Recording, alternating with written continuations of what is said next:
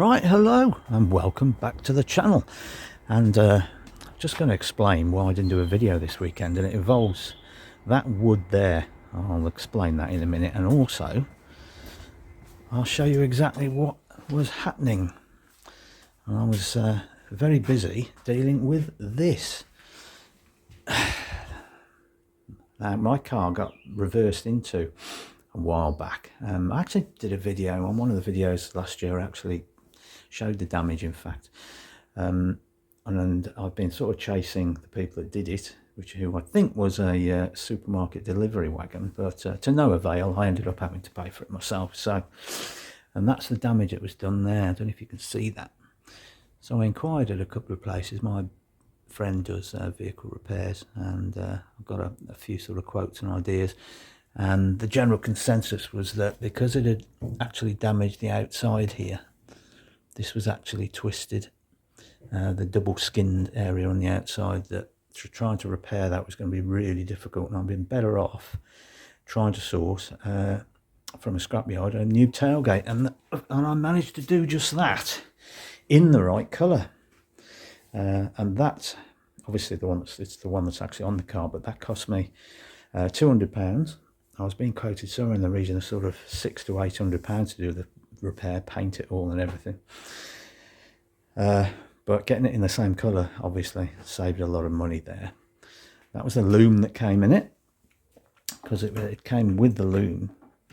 And the biggest fear I had was trying to get the loom out of this one and into the new one, because I thought that was the easiest way of doing it, because that loom disappeared into the roof lining of the car, and I thought I was going to end up having to take half the car apart to get at it. So I thought a lot easier to separate it and put my loom in it. So there is the car, there's the bike, of course. We'll be out on that in a minute. We'll go for a ride in a sec. And that's the finished product. And the way I did it was by making a table out of that wood that I just showed you at the back there. And the point of it was to rest this on around about that angle there. See if I can make it stay around about that angle. You can see that. Have the table in here and rest it on that while I still got up those 3 bolts. Those 3 bolts there, as you can see, either side. There's one under that has to come out as well. Because I fancy doing it on my own, and everyone said you're going to need 3 people to do that. 2 to hold the tailgate, and even then it was going to be difficult. It needed some sort of support. I think I've got a picture, and I'll put it up showing you the table. And after a lot of struggling and getting the tailgate undone, and then sliding it forward on the table, and then dropping it down, taking it off and doing the reverse again with the new one, took me about 6 hours in total, and getting the loom back in, you know, it was pretty fiddly, but I managed to do it, and that is the result, all sorted. So I was absolutely chuffed with that. Right then, so the bike's raring to go, so I've got loads to talk about today, so let's get down the road. Yes, thanks for joining me again, really appreciate it. And I must get that gimbal sorted out. It's really playing me up, that thing. I need to watch some videos on it, don't I, to get it to settle.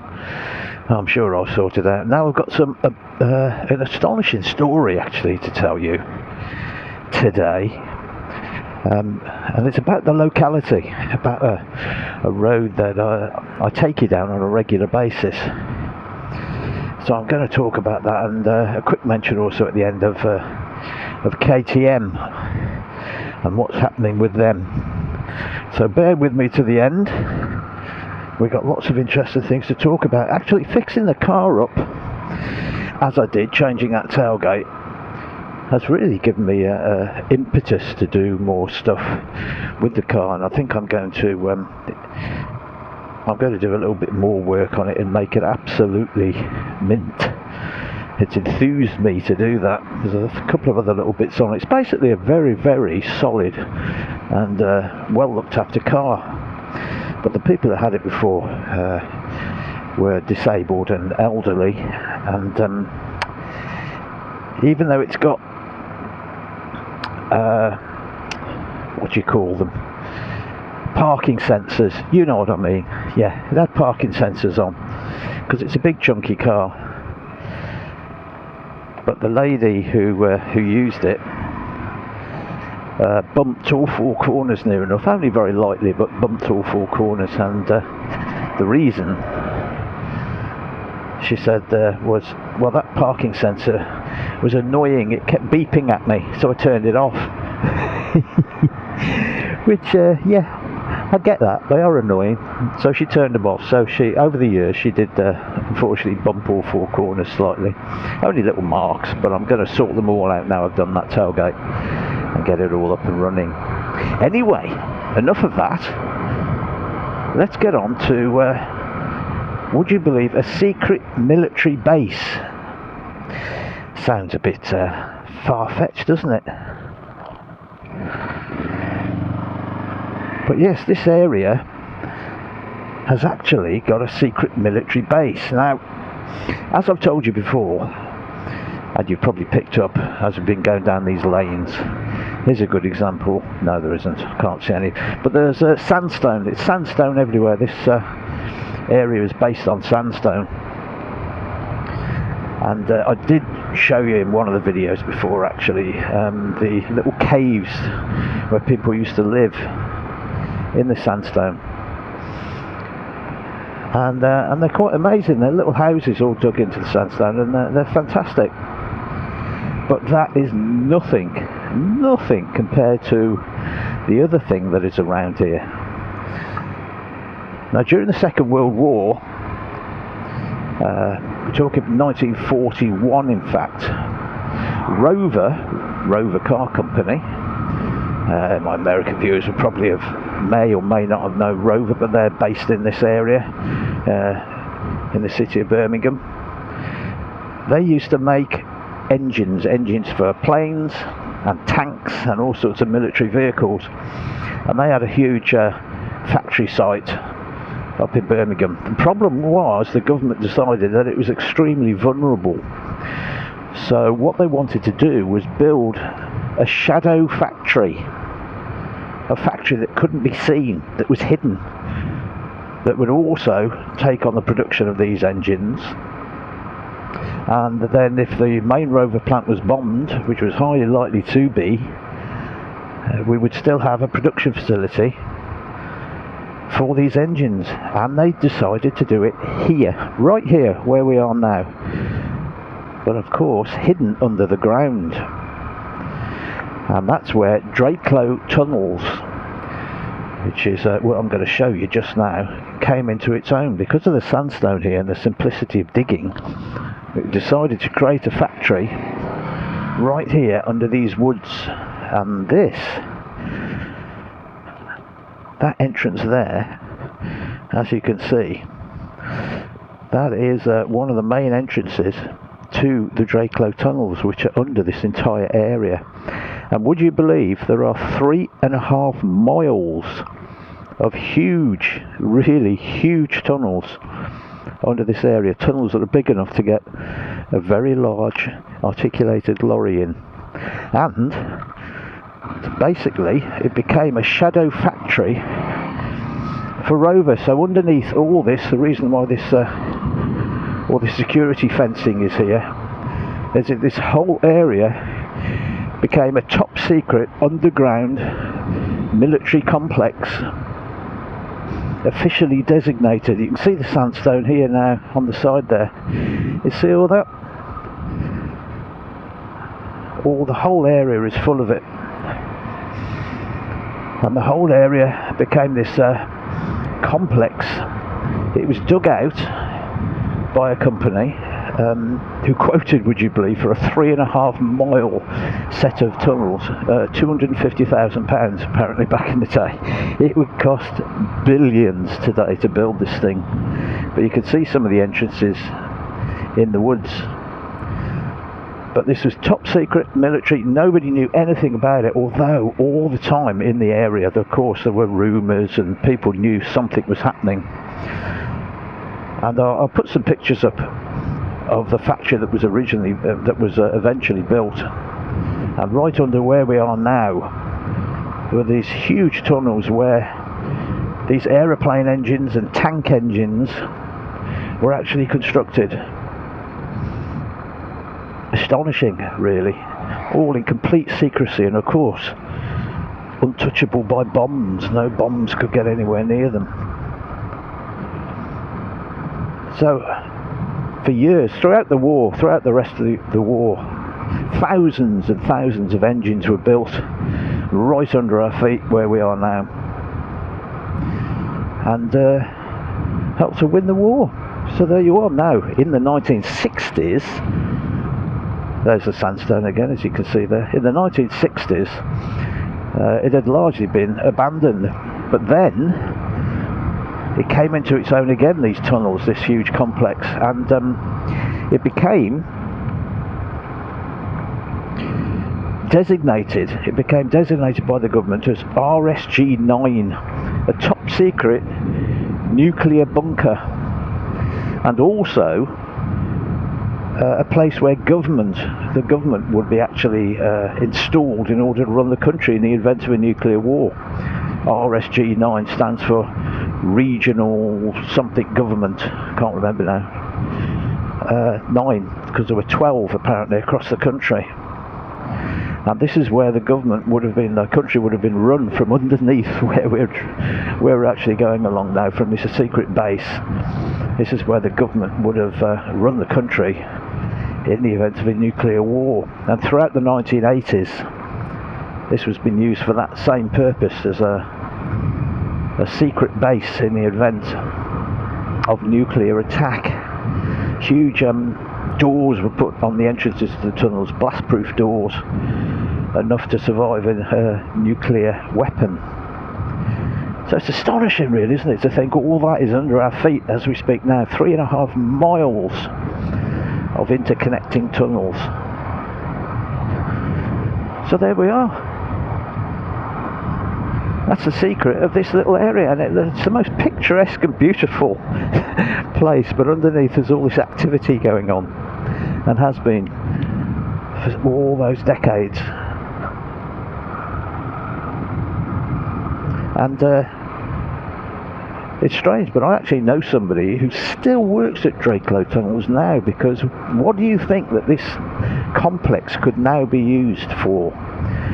It was sold off by the government back in the end of the 80s, I think, and given to private hands. What do you think they would use those tunnels for? After being used for all that secret nefarious activity for all those decades, what do you think is down those tunnels now? Well, the answer is wine. Yep, it's a perfect place to store wine. And there is now apparently huge quantities of wine stored in at least a small part of the Drakelow Tunnels. I'm not sure where the entrance is to that facility, but it's somewhere around these parts.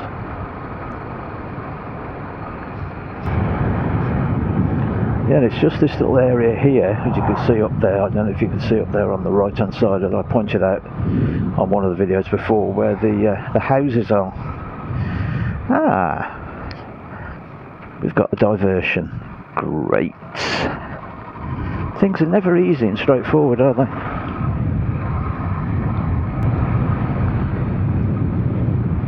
Now, it says road closed, but I never fully believe it when it says that, because often if you take a chance, it's not closed at all, and I think I'm going to get through here.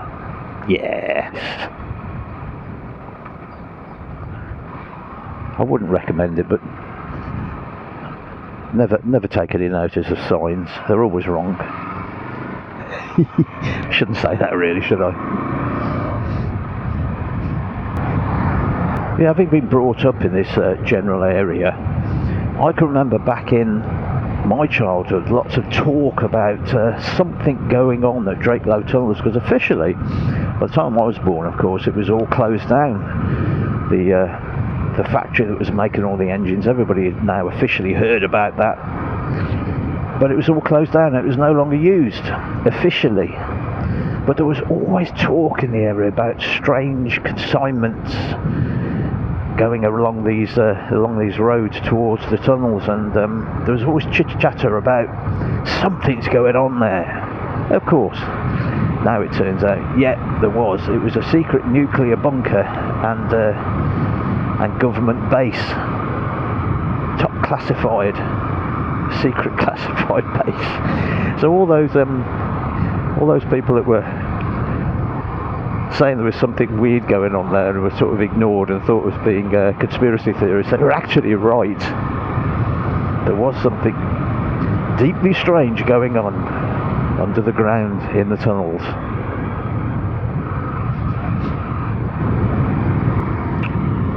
Now, a quick mention about the situation with my tyre. You remember that I couldn't get the Dunlop tyre for the rear for this because it's on back order. Well, I've managed to get one on order. It should be here soon, hopefully, but it's having to be brought in from Germany, and it's ironic because my local garage, my local car garage, who also does MTs on motorbikes, has ordered it for me. I've known them for years, and I will actually do a video on them because they're a great place if you need your bike MOT, and they're right in the middle of the town, so if you live locally, it's a sort of a little hidden gem to get your bike MOT'd. Or it turns out to have tyres fitted, because I didn't realise it did tyres until I asked them. But I'm hoping that will be through sooner rather than later.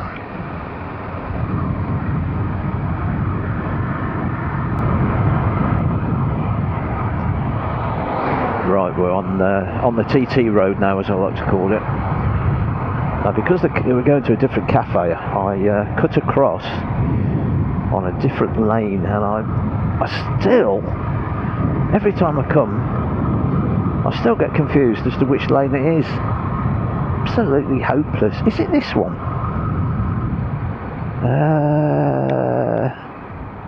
Morph Lane. Yeah, it's this one. I don't know. I'm going senile. Yes, I wanted to talk also, as I mentioned earlier, about KTM. Now, there's some more bad news, I'm afraid, for KTM, we heard this week, and that is that they've had to recall 20,000 motorcycles. Now, these are the off-road bikes. Of course, we know they're famous for their off-road machines, and there's a problem that's forced them to recall 20,000 bikes. Now, I'm sure that's the absolutely last thing this company, with all the problems it's had recently, needed. So it's going to be extremely costly, obviously, and again, doesn't help their reputation. Now, look, all manufacturers have to do recalls, standard practice, but it's just one thing after the other with KTM, it seems, at the moment. They just can't do anything right, it seems.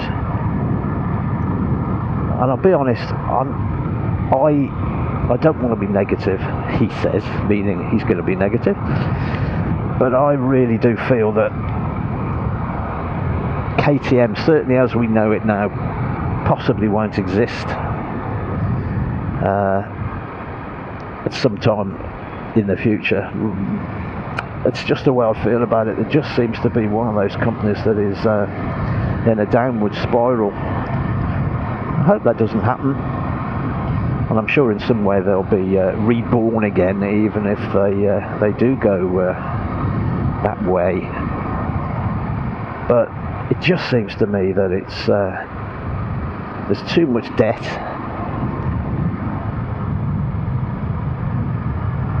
and I just feel that there's somebody's going to pull the plug on them at some point, and it's all going to go belly up again. We shall see. But I'll make a little I'll be a bit Nostradamus like now, and I'll make a prediction. Probably shouldn't say this.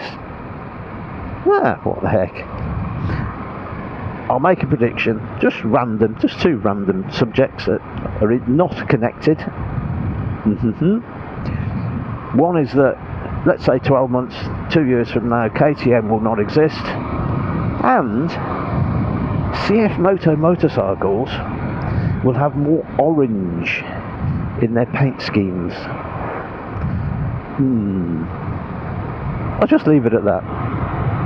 Take of that what you will, but don't read anything into that I'm being a conspiracy theorist, because I'm not. It's just the way I think. We'll see.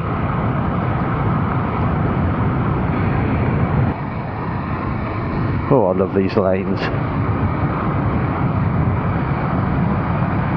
And the CL loves them too. I mean, I'm doing almost 50 miles an hour along here. It's ridiculous. And that's why it's ridiculous, because you can never know what you're going to meet around the corner. A tractor as well.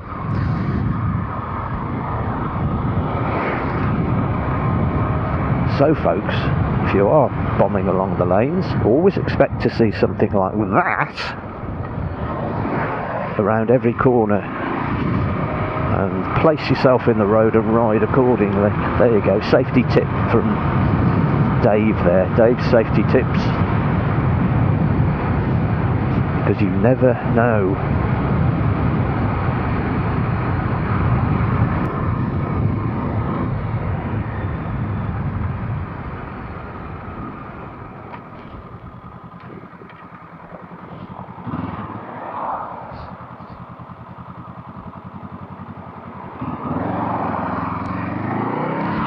Right then, off we go again, once again, to Pool Hall Cafe. I've had a lot of people remarking about Pool Hall actually, and how pleasant it looks. Well, it certainly is. It's a lovely place to come and stop. So if you're in the area, this is, if you've been to the old cafe, this is, just to reiterate, the same road. It's just further up the road towards Kidderminster, about 3 or 4 miles further up the road. So if you weren't sure where it is, but you've been to the other cafe, which has been famous for decades and decades, then you do know where it is. It's just a bit further up the road from there. If you, like me, don't like to read maps, and rather just goes where his nose takes him, and just carry on past the old cafe, and you will come through this little village here. And then all you need to do is look for the flagpoles on the right hand side of the road.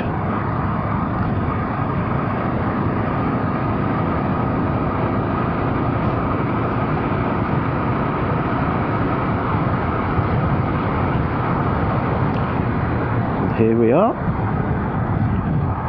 I've just got to say, many thanks to all the new subscribers I've had there. It's going up steadily all the time. I really appreciate it. Don't appreciate being stuck in the middle of the road here though.